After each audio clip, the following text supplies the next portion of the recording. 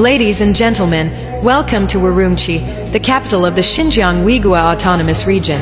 It connects the Urumqi corridor to the east and Central Asian countries to the west, serving as the geographical center of Eurasia and a key node city on the Silk Road economic belt. As China's gateway opening to the west, it is not only a place where diverse cultures converge, but also an engine driving the development of border areas.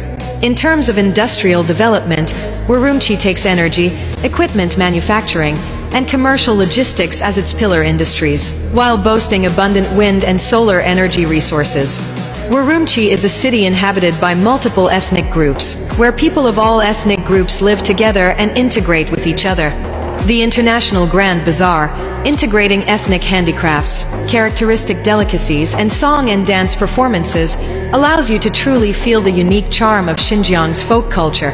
Urumqi is a geographical hub, an energy engine, and even more a cultural melting pot, writing a new chapter of opening to the West in the new era.